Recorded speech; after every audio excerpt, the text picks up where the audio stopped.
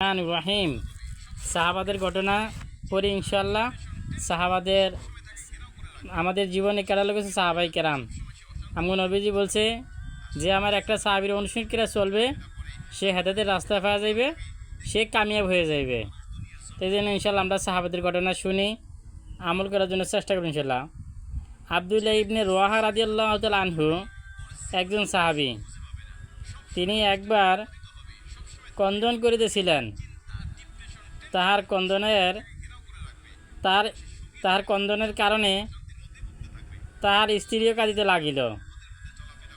জিজ্ঞাসা করিলেন, তুমি কাঁদিতেছ কেন? স্ত্রী উত্তরে বলিলেন, আপনি যেই কারণে কাঁদিতেছেন আমিও সেই কারণে কাঁদিতেছি।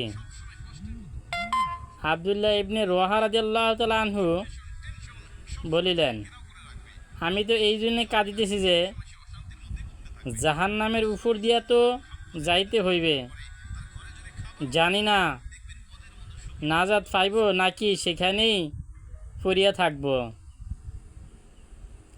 তাহলে সাহাবাই কেরাম জান্নাতে সার্টিফিকেট পাইছেন, তারপরও জাহান্নামের ভয়ে কাঁদতেন। আর আজকে আমরা তো সার্টিফিকেট তো দূরের কথা, আমরা তো জান্নাতের গেরানো গিয়ে তো পাইলাম না। এরপর আজকে আমরা কেমন করে আনন্দের ফুর্তিতে মাতিতেছি। আল্লাহ আমাদেরকে মাফ করুক।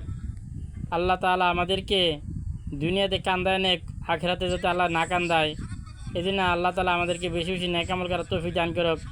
আমিন। ওয়া আখিরি দুআনা আলহামদুলিল্লাহি রাব্বিল আলামিন।